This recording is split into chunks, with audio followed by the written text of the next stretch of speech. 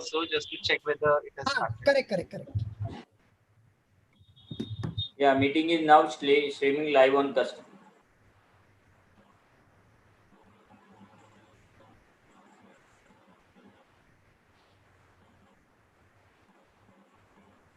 Today, ma'am, madam, I'm seeing here. You're seeing there, Kanna? Okay. Can today I without start? It is visible. Yeah. Should I wait for 2 minutes or do I start? I think some children have come. 19 are there. Today, without saying, they have put up their roll number and. Madam, I'm seeing here. Okay, Kanna. You're seeing there, Kanna? Okay. Can I start? It is visible. Okay. Shall I start? Okay, only the thing is, ma'am and sir, if your YouTube is on, so just mute the audio of YouTube video. Otherwise, echo will come. No, he is seeing no, so I've switched it off.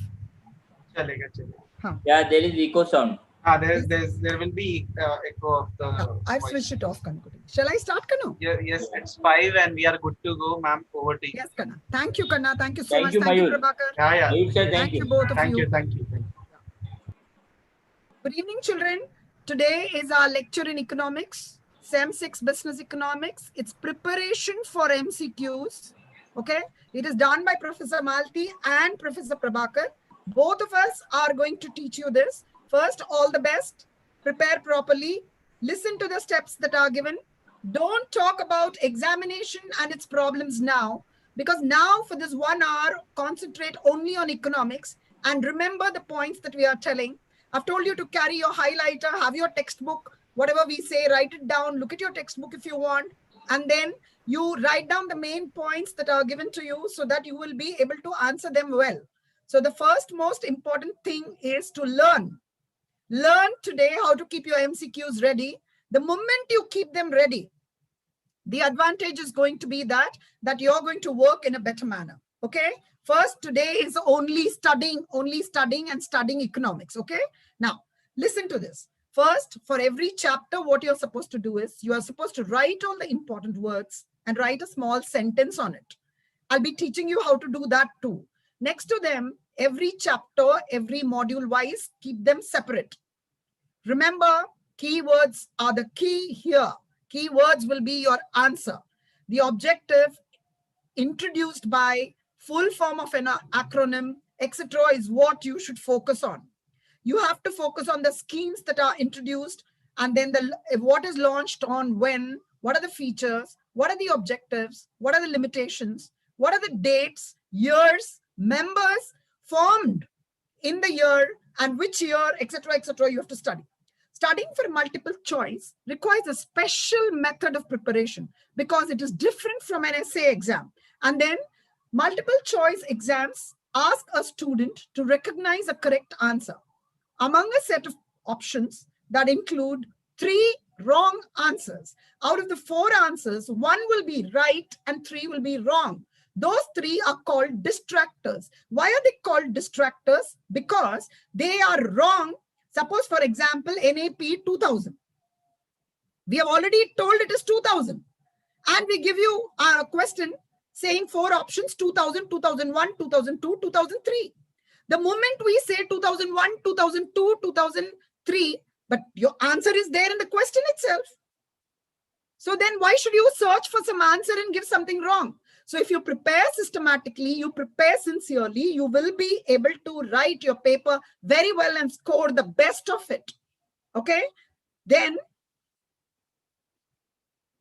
make sure that you identify, you understand what your teacher has emphasized in the class. This is not only for economics, for all the subjects. Pay particular attention to the terms, the concepts, and the important events, features, ideas, and observations. These are the items that commonly appear in MCQs, okay?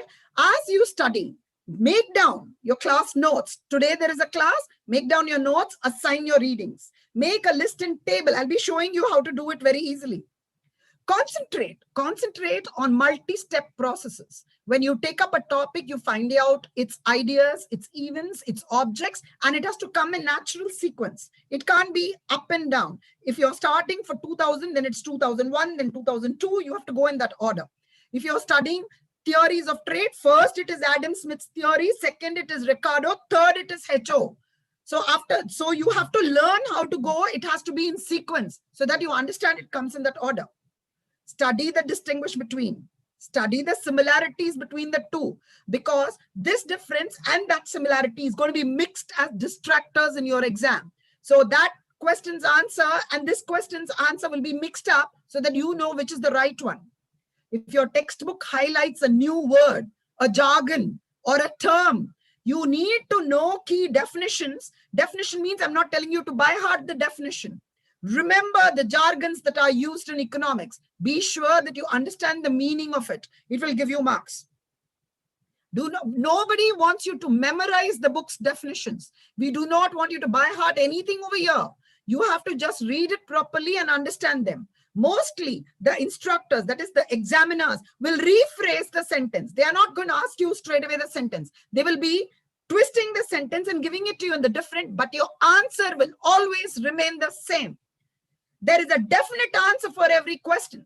You have a problem with a question, brainstorm with your friends. Find out, "Arey, mujhe ye lagta hai, tumko kyun wo lagta hai?" Find out the answers.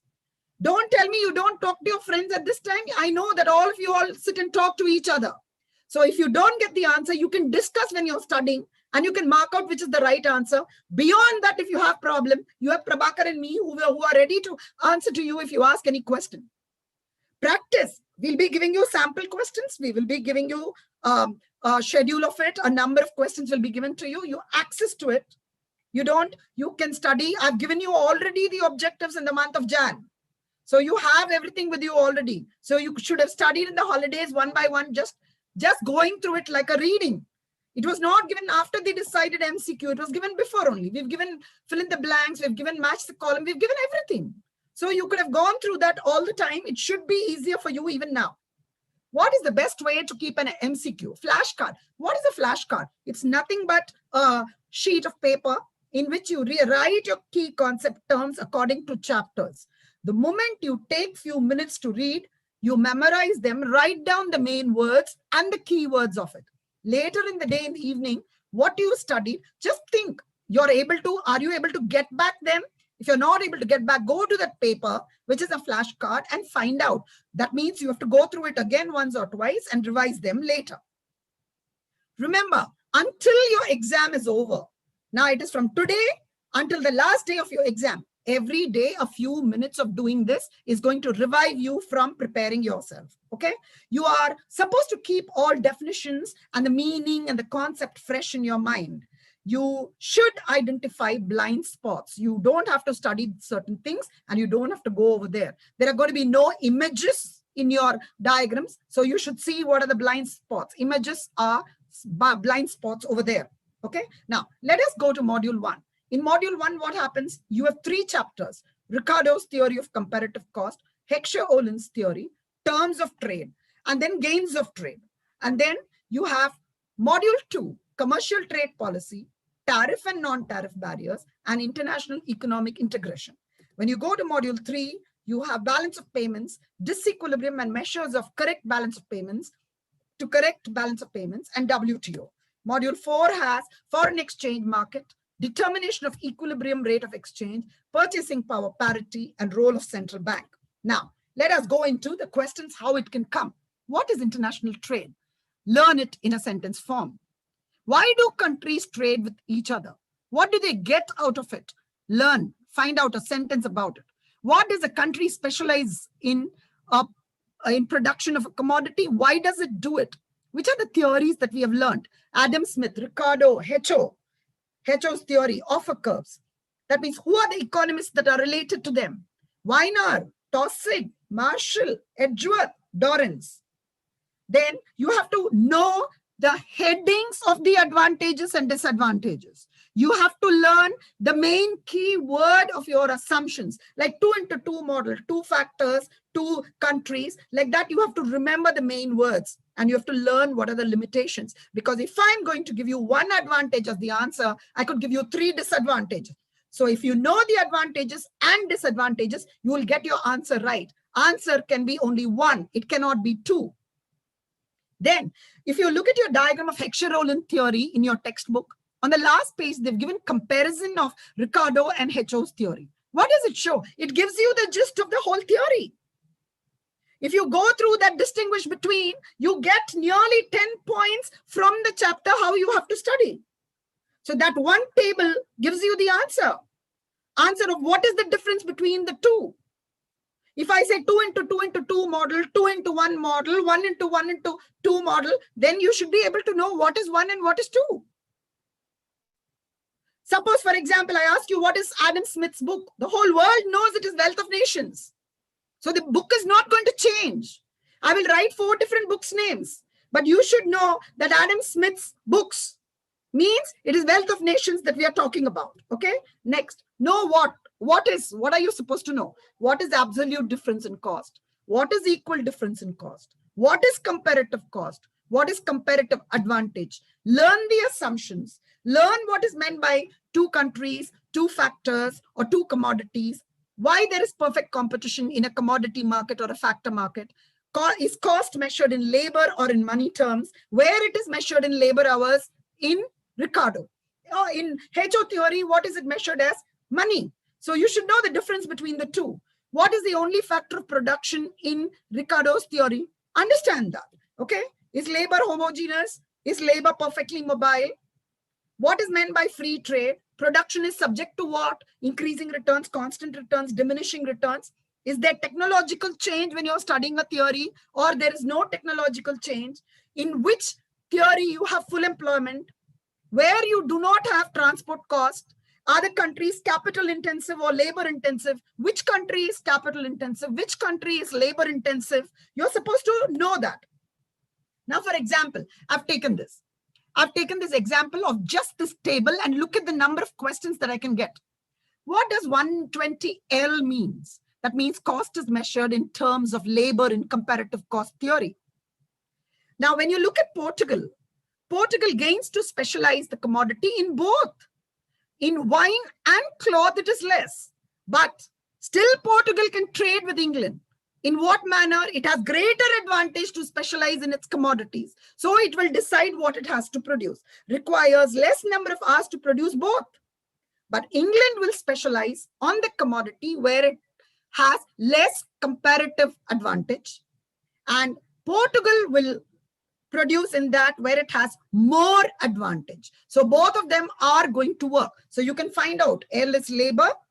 What is the advantage for England? What is the advantage for Portugal? What is the less comparative advantage? Why England is trading with Portugal and why Portugal is trading with England? Just this table gives you the whole comparative cost theory. You don't need to know so many things. If you understand this, look at the table, you will be able to understand. Right? That is one. Then we go to HO's theory. What does HO's theory explain?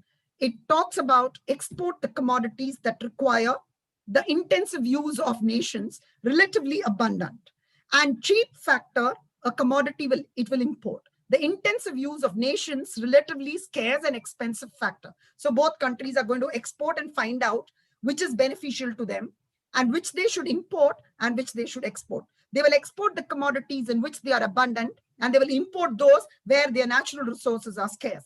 That means, what does the assumption say? 2 into 2 into 2, 2 countries, 2 factors, 2 commodities.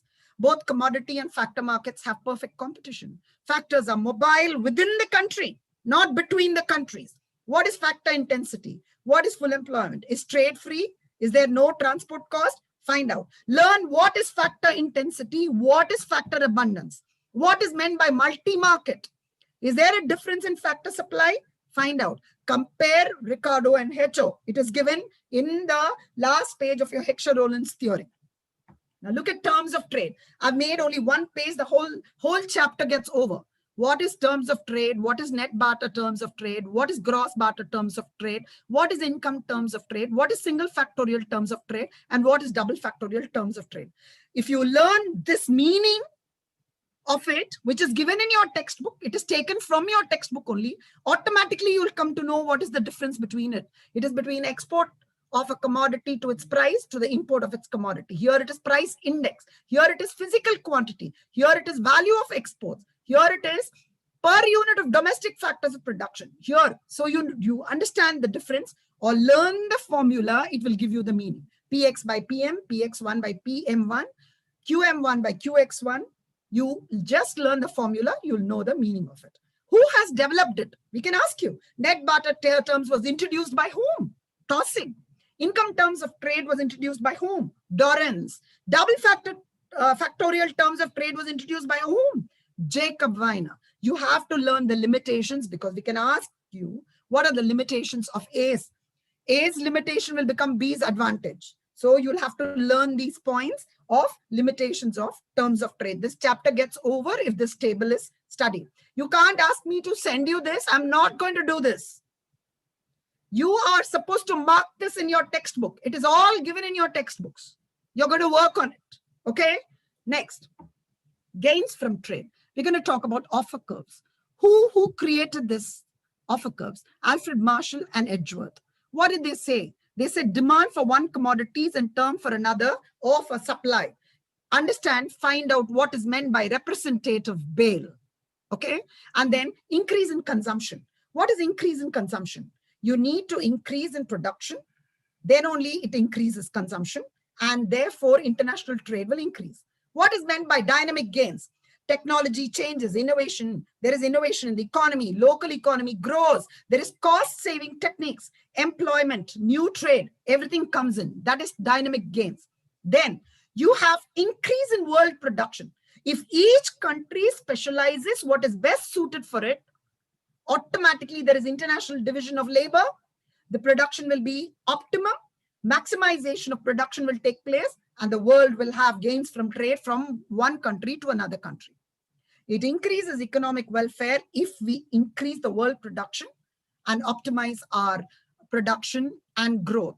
Because if we optimize our production, then automatically we are taking care of environment too, and therefore it becomes economic welfare. What are the factors determining the gains of trade? Terms of trade, reciprocal demand, cost ratio, level of income, nature of trade. You're supposed to know every concept of each one of them. Then we are going to the module 2. Module 2 has commercial trade policy. What does trade policy mean? It means government's policy in relation to the countries in international trade. Why is it done? It regulates the external economic relations of a country. It is now, next it comes to how you study. Find out how is it implemented. It is implemented through tariffs and non-tariffs. It is implemented through import quotas. It is implemented through export constraints. It is implemented through export subsidies. It is implemented through import substitution. There are subsidies, there are policies. You'll have to find out the meaning of each one of them. Then there are member nations in a trade bloc to follow a common commercial policy. It is called regional bloc. So therefore that is there. All these topics you will have to write down and keep. Tariffs, quotas, export, import, subsidies, regional trade, free trade, protectionism, dumping, infant industry, pauper labor, common commercial trade policy, regional trade bloc, treaties, objectives. You are supposed to learn every topic of this at least in one sentence. You're supposed to know what it means so that you can mark your answer very well. Then look at the advantages and disadvantages of trade. If I'm going to ask you, does free trade, the advantage of free trade is dash, promotes efficiency, destruction of domestic industries, unbalanced economic development, dangers of over-dependence. That means the advantages only promotes efficiency. Your answer automatically becomes promotes efficiency. Suppose I say the disadvantage of free trade is dumping. I say it promotes economic growth, encourage competitiveness, and then greater international cooperation. Yes, do we want all that? No, dumping is disadvantage of free trade. So when you learn the headings, you will be able to answer all the advantages and disadvantages of not only free trade. You can do it for all the chapters that you have advantages and disadvantages, or arguments for and arguments against. So you'll have to work in that order. Okay. Now look at this protectionist policy. Protectionist policy is for the, let us say, protection of the domestic industries in the nation.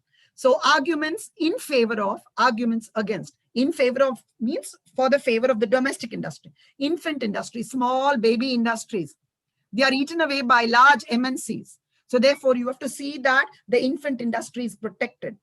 Then there has to be diversification, and therefore that has to be taken care. Employment, does it give employment, or are you going to have protectionist policy so that the locals are going to get employment? What happens to the balance of payment? What is meant by pauper labor? What is meant by anti-dumping? Does the government earn revenue through protectionist policy? Find that out. Is it self-sufficient? Find that out. Arguments against protectionist policy. Inefficiency of resource. If we depend, there will be no competition for them, and therefore whatever they sell, we'll have to buy. So inefficiency of resource allocation. Protection. You protect industries that are already making losses or sick industries. That means that industry is not going to produce quality of products that we require. There will be unemployment in the export sector. Diversification always is not possible. You have to concentrate on somebody taking over and ruling that particular section so that we get the qualitative product. Factors of production. How does factors of production work in protectionist policy? How is it disadvantage to the locals? Okay. Now, look at this. Tariffs. I've made a small summary of tariffs. What are the objectives? What is a tariff first? A tariff is imposed on commodities that are traded across the national borders of a country. What does it mean? It means that when you trade with some other country crossing over your border and a tariff is imposed on you, then it is called a tariff. What are the objectives of tariff? It raises government revenue. It protects and supports local industries. It conserves foreign exchange. Domestic prices are competitive. General employment is there. It prevents shortage. Okay. What are the types of tariff? You have to learn one sentence of everything about the different types of tariff. Specific tariff, ad valorem duties, mixed tariff, compound tariff. Okay. Tariff quotas. I've given in small words over here, but you have to learn all of them. What is the classification of tariff? Revenue tariff and protective tariff. What is non-discriminatory tariff? Discriminatory tariff. You have to know what is maximum tariff, what is minimum tariff, what is known as preferential tariff, what is retaliatory tariff, what is counter effect of the tariff, what is countervailing tariff. It is to neutralize the effect of subsidies given to exporting economy. What is anti-dumping tariff? So all these concepts come in the chapter tariff. So that means you have to learn all these, understand the meaning of it. If you are able to understand the meaning of it, you're going to work in such an order that it's going to work in the best manner possible. The non-tariff barriers, it's divided into two parts. In non-tariff barriers, what are you going to know? You have to know what is import quota, what is maximum quantity of imports of commodities fixed by government, what are the types? Tariff quotas, unilateral quotas, bilateral quotas, and mixing quotas. Just learn the meaning of them. We are not telling you to read the whole book, just one sentence of each. What does it mean? Then other terms of trade, domestic subsidies, voluntary export restraints, okay, local content, government procurement policy, administrative barriers, intellectual property rights, their laws, and testing standards. This is non-tariff barriers. You have to learn all these. How does it mean by in one sentence each? The meaning, the concept has to be understood by you. Then coming to the last part of, let us say module 2. Module 2 has international economic integration. You're supposed to know what is meant by international economic integration and why is it necessary. Then the three things that we are studying seriously in this chapter is European Union, Brexit, and ASEAN. What is the headquarters of them? We have to know the headquarters. It is Belgium for European Union and Jakarta for ASEAN. Then you have to know when the Treaty of Rome was there and what happened over there. What is the Treaty of Maastricht? You find out all the treaties, find out the year, find out that. European Common Market, European Zone Crisis. What is EFSF? What are the 4 freedoms of European Union? Brexit. Expand the name Brexit. That means British exits. UK referendum. What was the referendum? What is the Treaty of European Union? Process of exiting. When did they start the process of exiting from European Union? UK joined European Community in which year? What did David Cameron do in 2016? How did Theresa May take the process of withdrawing from the European Union? Okay, so that is one. Then ASEAN. ASEAN is Association of Southeast Asian Nations. 1967 it was formed. What is its aim? What is the purpose of ASEAN? I'm not telling you to learn the whole chapter, learn them in words. What are the aims, headings, or main words? What are the purposes? What is the principle? What is AEC? What is ATTIGA? If you are able to do this, I think you should be doing your whole study of module 1 and 2. If you're really sincerely doing, I don't think it's going to take beyond 4 to 5 hours to finish studying this. Okay. Now, the question will come in this form. Trade between two countries is called intrastate international trade. You know your answer is international trade. So what you'll do is you'll mark over here. You'll mark at this point and your answer will be clicked.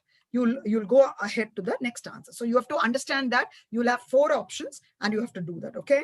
And I think with that, my part of explaining module 1 and 2 is getting over. Children, I'm again telling you, please prepare. If you prepare, you can do your exam very well.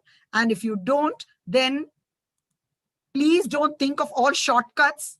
Please learn to study very well. And what I am very much expecting is, I want you all to study well, get the best of marks. This is the best time to get maximum marks. Don't try to do any shortcut. Please, please, please study.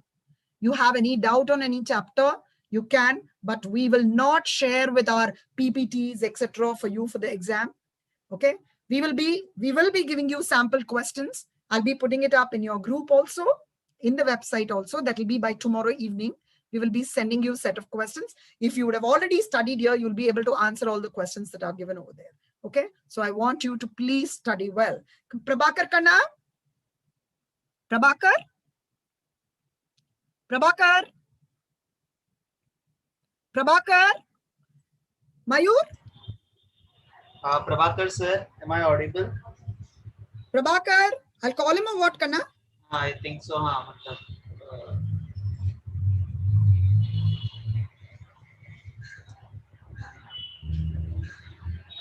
Prabhakar sir, am I audible? Hello, Prabhakar? Yes, madam. You can start, Kanna. I can start, na? Yes, Kanna. Okay. Okay, ma'am. So, ma'am, you can stop the screen share and then sir will. Yes, Kanna. I'll stop the screen share and I'll stop the video also. Yeah. And I'll mute myself also. Okay. Over to you, Prabhakar sir. Hello. Yes, Malti ma'am. Yes, sir. Your voice is audible, sir. Good afternoon, dear children. Malti ma'am, am I audible? So you are audible. Only your screen share is not yet started. Kanna, we can hear you. I am audible. Yes, Kanna, you're audible. Screen share yourself, please. Malti ma'am. Yes, Kanna, it is audible. I can hear you. Friends, all of you know, let me start sharing my PPT with all of you. See, madam has already completed module number 1 and 2. She has very rightly said that you don't have to study full because this is not description type of exams. Here you just have to answer, you just have to find out the keywords and study about them, read sentences about them. In every topic, you just have to find out the keywords. And see, there are so many policies, so many measures that are undertaken to solve the problems that we are facing as an economy. Those measures and problems you should highlight, and you should understand the year in which they are implemented. Malti ma'am, can you see my screen? Is it visible? Yes, sir. Your screen is visible. Yes, sir. Yes, Kanna, we can see your screen. Hello, Prabhakar? Yeah. Yes. See, module number 3, also, as you all know, that it is balance of payment and international economic organization. So here what we are expected to study according to the syllabus of Mumbai University is meaning, structure and types of disequilibrium, causes and measures to correct the disequilibrium problem. The first part is the basics of balance of payment, and the second part is talking about the solution. Okay. And all of us know that to solve the solution, there are collaborative efforts from the different countries. So that is called a WTO. Okay. So here we also have to study about the contributions of WTO in the form of agreements, in the form of dispute settlement, in the form of how it could reduce the barriers in the form of tariff and non-tariff barriers, how they are reduced. All these things we have to study. Now, let us begin with module number 3. As I told you, let me see whether I'm audible or not.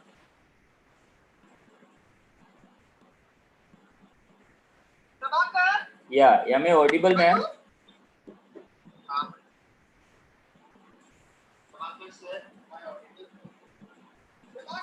Just a minute.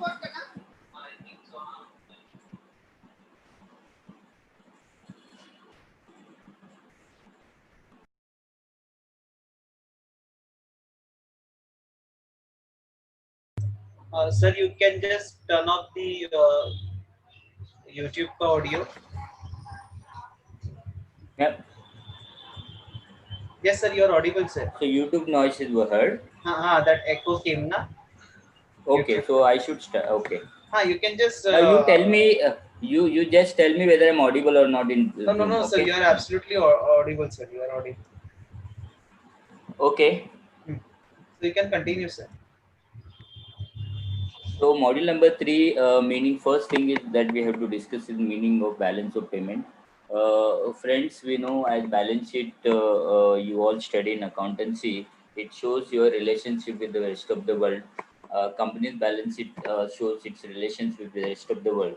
You know there are two sides, assets and liabilities. Assets tell your obligations on others, and liabilities tell us the others' obligations on us.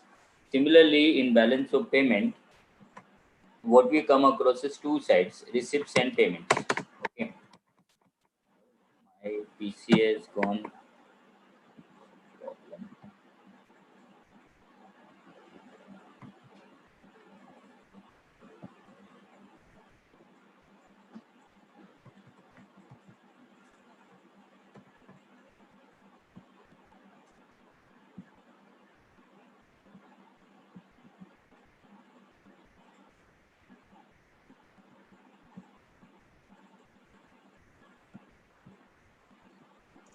Malti ma'am, am I audible? Yes, Kanna, you are audible. I'm audible, na? Okay. You're audible, Kanna. Huh. Okay. Now look at this. This is the structure of balance of payment. We know balance of payment. The meaning of balance of payment is systematic record of transactions between the residents of one country with that of the world. Okay. We whatever transactions we do with the rest of the world, as an Indian economy, we have got importers, exporters, so many goods and services we export and import. All those things are recorded here. That is called a balance of payment. So what you have to do is you just have to study the structure of balance of payment. You have to see there are three sub accounts. One is trade account, another is current account, and third is capital account. And below that you see the role that RBI plays in the international balance of payment by entering into change in reserves, whether the foreign exchange reserves are increased or decreased. If they are increased, there is addition, they are reported on the left side, that is in the receipt part. And if there is decrease, it is written on the right side. There is subtraction. There is the reserve that we held last year, this year comparatively reduced. That's what we have to record on the right side. Whereas on the left side, we record whatever increase in the surplus revenues, we record on the left side. So in current account, what we write exactly, we write, suppose, see, China generally worldwide, we know that China is is kind of the factory of the world where a lot of production happens in goods and services. That is recorded on the left year in the trade account.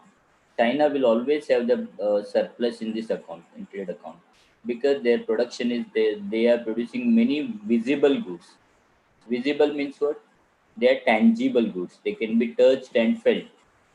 Whereas invisible goods means they are intangible goods like services. So services we write in current account. Item number two is current. From 2 to 4 you have current account, whereas item number one is trade account.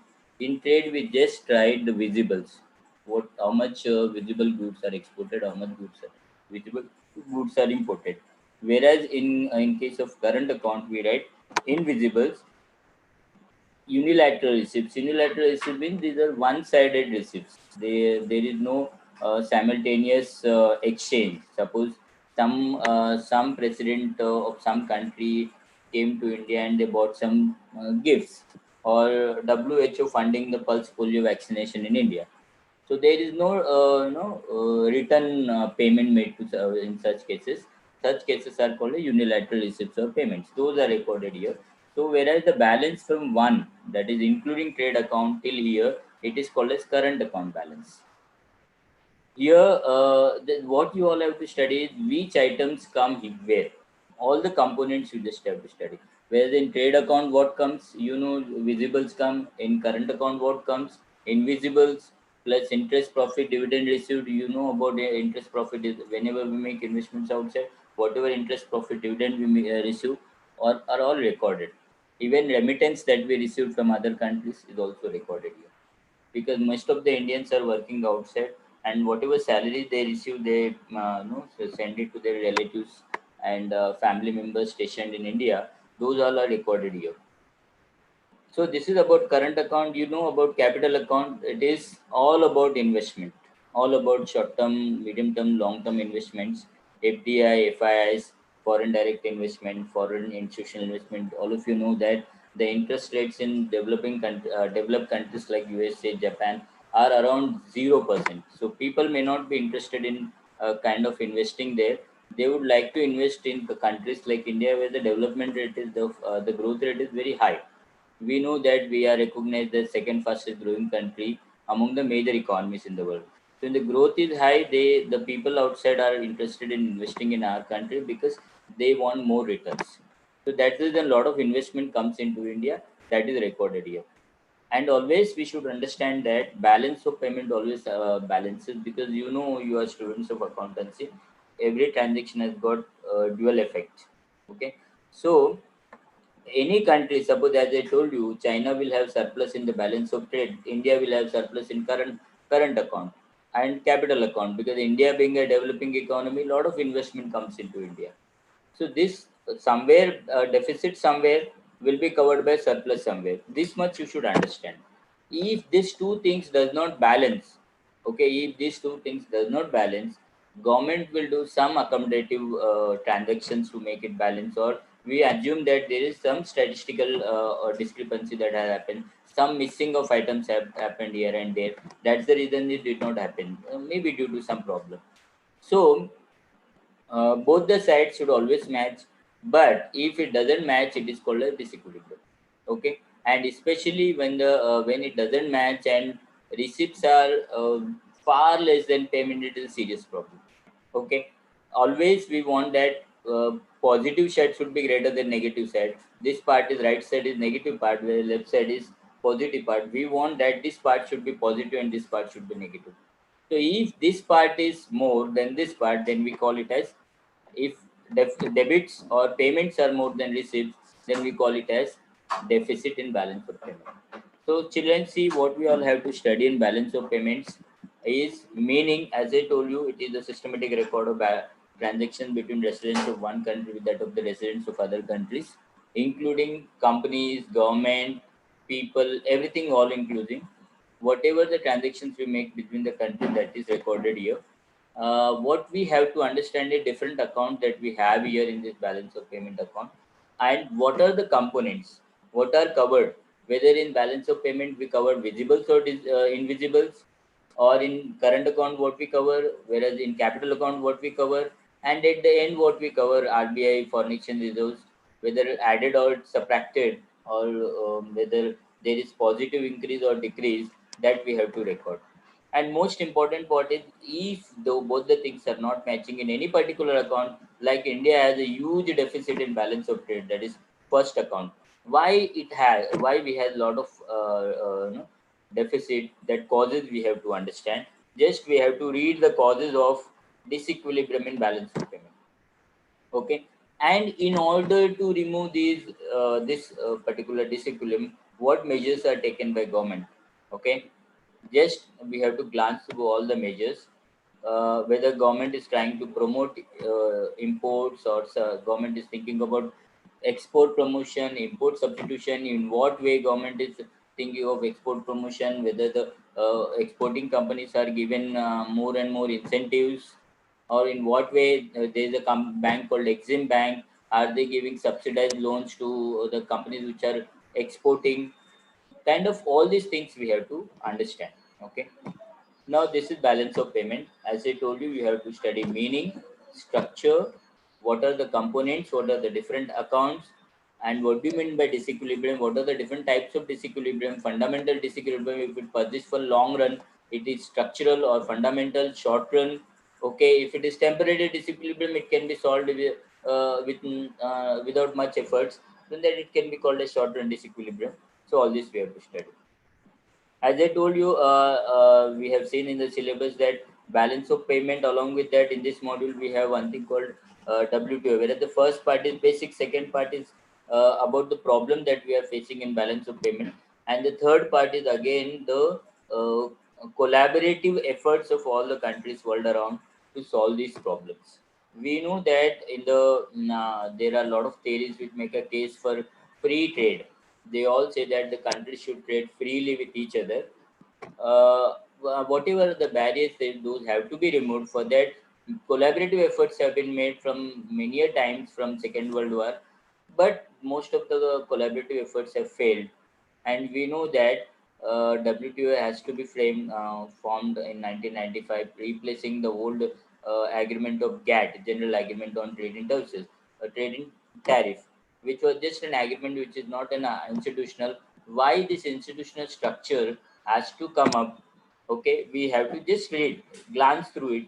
Okay, so we just have to read from the GATT to WTO. WTO has come up in 1995. In which year it has come? It has come up. Earlier, what was there? It was GATT, General Agreement in Trade and Tariff. It was just an agreement where WTO is an institution which has got separate, different bodies. There are assigned bodies. They have got their own tasks to be done, like Director General of WTO, General Council, which is the highest authority in WTO. Then you have Ministerial Conference. Then you have a body just like a court which settles so many issues. We have so many issues with Western world with respect to export and import of goods. Maybe in terms of quota or tariff that we impose on goods. So many countries in the world have lost complaint against India in WTO, or India has lost so many complaints. Like you see, most of the pharmaceutical companies, there is a complaint that India keeps on copying their formulas. Okay, so America also keeps on complaining that in India we employ child labor in production of, especially in textiles. So they keep banning our goods on different terms, or sometimes they talk about climate action, sometimes they talk about child labor, sometimes they talk about social issues that we face. And so many problems we have. These problems are solved in discussion. You just have to read what are the different bodies in WTO and what are the functions, and the objectives or the principles of why the WTO has come up. What are the reasons why the GATT has to be replaced by WTO? We have to read. Okay, so there are some objectives, that is we want to promote free trade across the country. We want to reduce the barriers in the trade, may it be and we have to come up with the development of underdeveloped countries. Here the countries are developed, classified into advanced countries, developing countries, and LDCs or UDCs. UDCs are to be taken care, where developed countries, they can wait. They are already developed. They just have to, the challenge before them is to maintain the development that they have achieved. Where a developing country challenge is different, underdeveloped country challenge is to develop. Developing countries have to go further, where developed countries just have to maintain the development that they have achieved. So the objectives of different countries differ, and accordingly these things keep on changing. I mean, different objectives are placed for free trade in the world.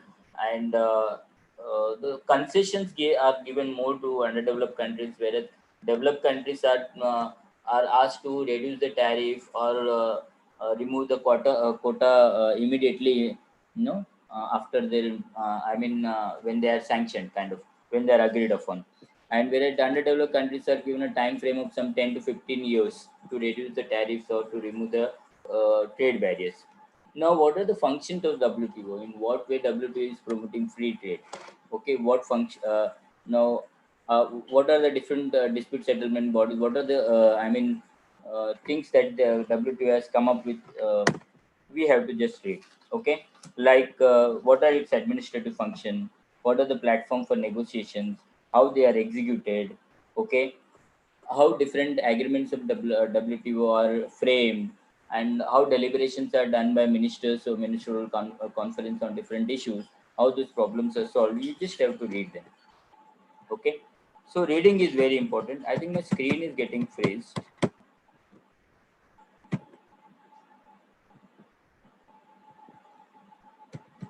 I can't slide. Okay. So these are some agreements that have come up that WTO has come up over the period of time, like agreement on agriculture. For the issues on agriculture, like subsidies are given by many countries to farmers. So when the subsidies are given, those goods are traded at cheaper rate internationally. So what happens in the countries like in India, where the cost of production is high, whereas highly mechanized production practices are practiced in developed countries. So their cost of production is low. Whereas in India, we cannot implement modern technology out of lack of finance. So our cost of production is high, whereas there a lot of research happened world around on the seeds, high yielding varieties, about hybrid seeds, so they can produce at cheaper rate, whereas Indian farmers do not have that cost advantage. So we always keep on asking the WTO that so many countries are giving subsidies. As a result, our prices are higher than that of other countries. So there are some agreements that how much subsidy a particular country can give to the farmers. So this just you have to read when it has come up. No agreement on agriculture. What does it cover? That's all you have to read. And in syllabus, you don't have to read all, like you don't have multi-fiber agreement which has come up in 1973. It is related to textile. We were there were bans on Indian textile exports in USA, but after removing MFA agreements, Indian textile exports have increased like anything. India has become second largest exporter of textile goods to USA, just after China. And India is competing with the countries like Vietnam, Bangladesh, and all that. There are so many issues about this. Those things are covered here. You just have to read what things are covered in which agreement, like TRIMS, trade-related intellectual investment measures, trade-related intellectual property rights. Intellectual property rights, all of the trademarks, patents. Just now I told you about pharmaceuticals. So many allegations are made on Indian pharmacy industry that we copy the formulas of foreign companies like Glaxo, for example. They come up with the cough syrup. Maybe Indian companies, local companies are trying to copy the formula. So they may go into WTO saying that Indian companies are trying to copy our formula. The research that we do is copied by Indian companies without any efforts, and as a result, their cost of production comes down. You come across so many medicines in the medical which are alternatively available at cheaper rate. This is because maybe the local company did not do research; they just have copied it. So there are issues like plagiarism in case of books, research journals, and all that. People in India they allege that we are kind of copying their material. So there are issues worldwide on intellectual property. You just have to read them. And about much about the films. Okay, most of the films they are released before really official release. You get the CDs sold outside. Okay, not only in India, rest of the world also those CDs are sold without officially the film being released. So it happens because this is called as piracy is happening. So one important addition in WTO, which was not there in GATT, was only talking about visibles. where W2 is also talking about invisible, that is trade in services. So all these agreements, when they have come up, what things they are covering? On this basis only we are going to ask you the questions. Okay, because you don't have to describe them, you just have to read. You just have to read, I mean, two sentences about each of these agreements. Each of the things that I have told you, whatever, I am not saying that you read one paragraph or one page on all of them what I have written here. Just read two sentences. Okay, two three sentences on each. That is sufficient for you. Okay. Now for next gen market, next module number 4 is for next gen market. All of you know, see, the moment market comes to your mind, you should know there are three things. Okay, one, buyer, seller, and product. So what is the buyer? Who is the buyer? Who is the seller? And what is the products that is transacted in foreign exchange market? It is currency. And when it comes to currency, most of you, the currency that comes to your mind is dollar. Why dollar? Because USA being the largest economy in the world, you know, it is more than 20 trillion dollar economy. So much of the goods are traded worldwide, and it is the currency that is accepted worldwide. Every country in the world want to accept, want to have the results of this particular currency. Why they want to have? Because there is a lot of confidence in the USA economy. It is being a very big economy, so it is called vehicle currency. The currency that is worldwide accepted is called as vehicle currency. Now, the currency is transacted in the market, that is the product. Who are the buyers? The people who are importing goods. We have to talk furniture market from the Indian perspective. That is, in India there are importers of goods and services. They are in need of goods, they are in needs of raw materials.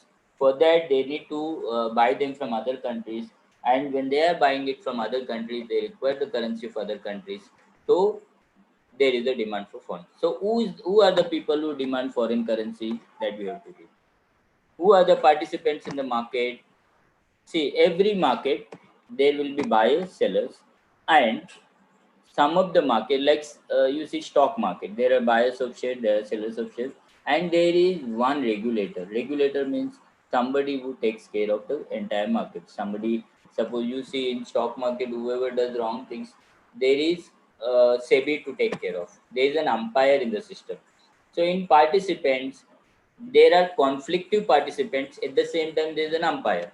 Who is the umpire of this particular market? It is RBI. So we have to see that there is regulator, that is umpire. There are conflicting parties. Some people are buying, some people. You know that some people try to buy currency at cheaper rate.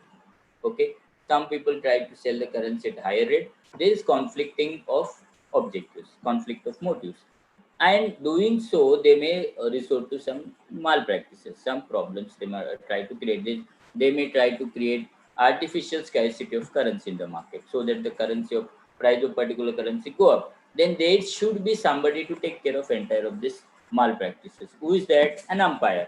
In a cricket match, suppose if there is match between India and Pakistan and there is no umpire, what will happen? It will not be a cricket match, it will be a wrestling match. So similarly, there should be an umpire. That umpire is RBI. So one side there are buyers, another side there are sellers. Some people who are importing goods, some people who are importing services, some people who are exporting goods, exporting services, and at the same time there are agents. There has to be a bridge between the buyers and sellers. So who build this bridge? Those are agents. So agents may be institutional agents, there may be individual. Institutional agents are commercial banks. There may be dealers who are authorized by RBI to function as dealers, like this. So historically, we have come across, see, whenever we talk about market, and what is important is how the price in that market is decided.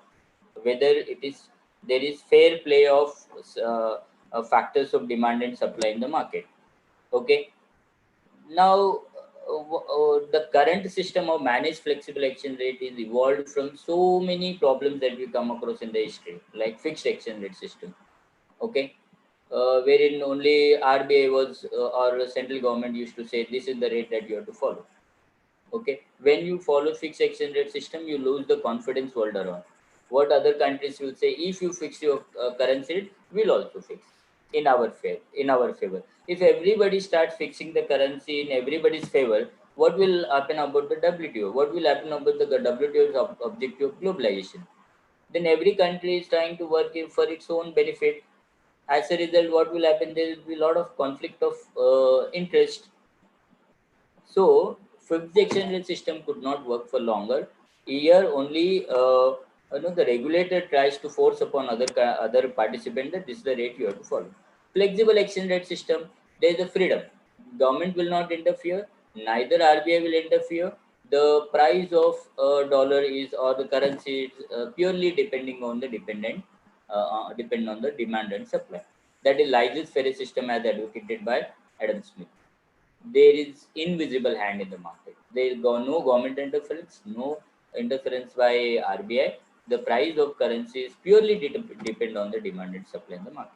Now, what about managed flexibility? There is a fear felt that if nobody is to control the market, what will happen is these these participants will try to manipulate the market, will try to create the artificial scarcity in the market, will try to see that the price of a particular, they will resort to some malpractices.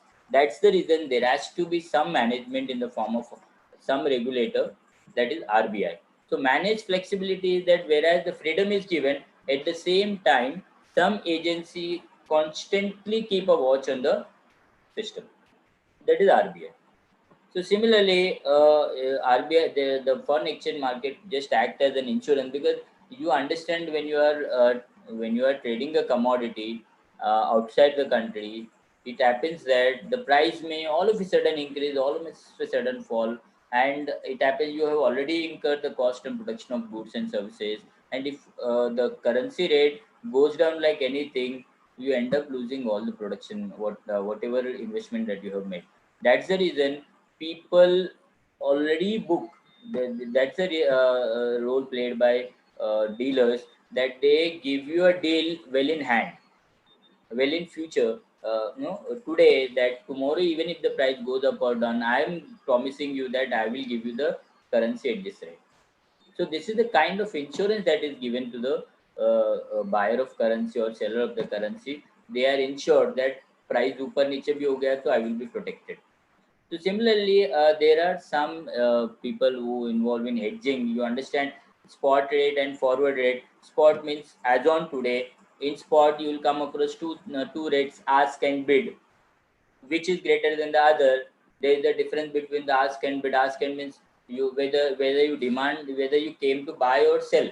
When you go to any foreign exchange dealer, they give you two rates: ask and bid. So you should read what is ask and what is bid, which is greater than the other. Ask is greater or the bid is greater. You should just read them. And arbitrage. So there are some arbitragers like agents who try to buy currency in one market in a low price market and go and sell in the high price market. You just have to read them. Okay. And this is a beautiful theory. All of you understand a purchasing power parity. The meaning of purchasing power parity is the purchasing power in one country is equal to another country. So what are the representative goods? Like 24 karat gold, it is sold in India as well as everywhere. We, in perfect competition, we study the commodity is homogeneous. Okay, it is identical in terms of size, color, taste. Every aspect it is identical. Okay, so when commodity is identical, the same commodity is bought and sold in India, and the same commodity bought and sold in USA.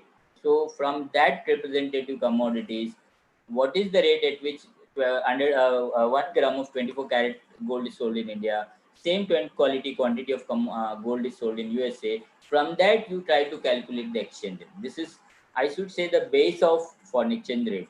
I mean, from where representative goods are, transacted in two different countries, and from that you are finding out. We may ask you a question. Suppose one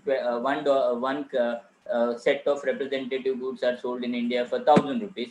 Same set of representative goods are sold in USA for say $100. So what is the exchange rate between India and USA? You can easily calculate.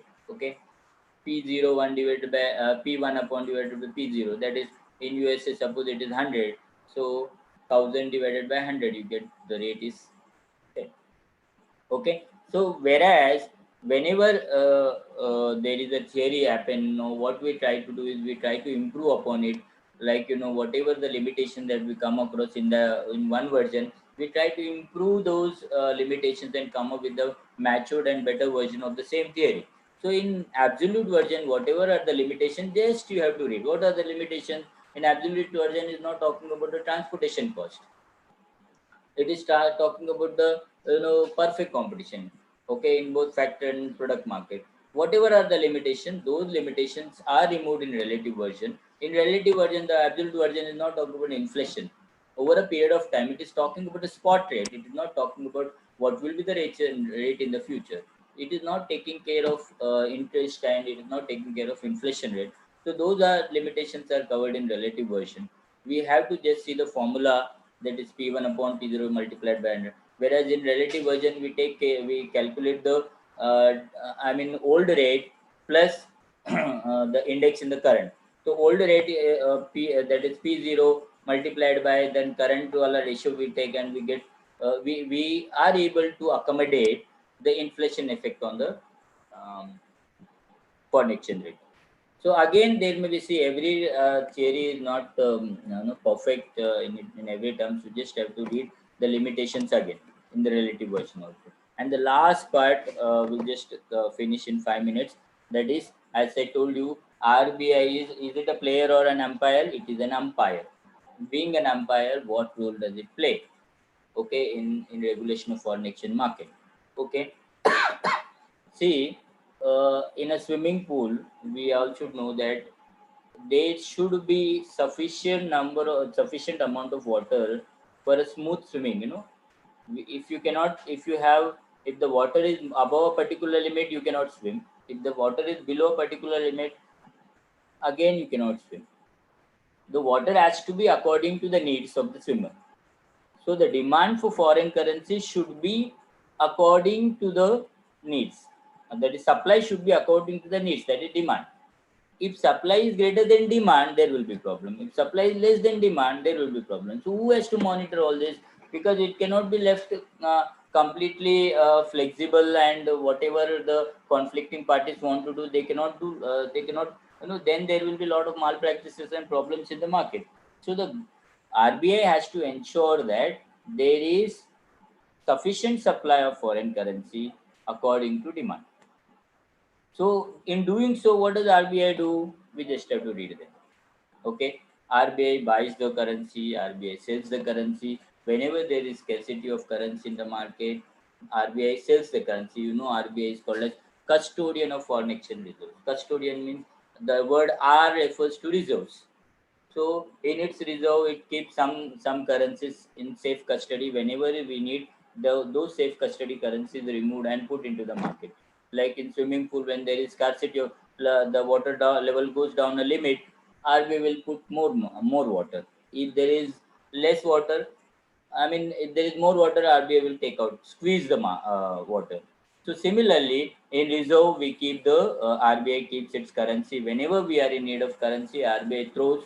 Whenever there is excess currency, RBI removes, so that there is stability. Because the shocks of all of a sudden increase in the foreign exchange rate, all of a sudden fall in the foreign exchange rate, will give a big shock to the market.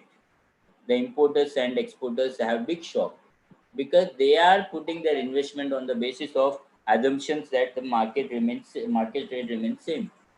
But all of a sudden, rates go up, comes down. That is the problem. And you just have to see the reforms that RBI and government has come up in control of foreign exchange reserves. That is, FERA is converted to FEMA, Foreign Exchange Regulation Act is converted to Foreign Exchange Management Act. In which year it has happened? You have to read. LUMS, liberalized exchange rate management system. RBI gives them, whenever they are in need of scarcity of foreign currency in the market, like OMO we have seen in monetary policy, that is open market operation. Whenever there is scarcity of funds in the market, RBI comes and buy the securities, so that there is sufficiency. Similarly, in LUMS also, RBI give a lot of foreign currency, throw away for a lot of foreign currency in the market whenever there is scarcity. So these issues, these policies are bought by RBI. You just have to read them. I again telling you, you don't have to go in detail about all of them. Make the keywords, Just read one or two sentences about all of them. I'm telling you, will be able to crack all all your MCQs without much hesitation. Instead of searching for correct answer, just remove the wrong answers. Find out the odd man. Whenever see out of the 50 questions, now I tell you, at least 30 to 40 you will easily solve. Remaining 10, when you have to struggle, you just find out the wrong answer first. You remove the odd man out, then you'll arrive at correct answer. So I hope you all understand. So, Malti ma'am, I just have to stop. Malti ma'am, are you there? Yes, yes. I'm done I'm with my presentation. unmuting myself. Thank you, children. Thank you for attending. All the Mayur best. sir, Study Yes, well, sir. and do the best. Mayur? Yes, ma'am. Yes, Kanna, you can switch off the YouTube first. Okay. I'll just stop the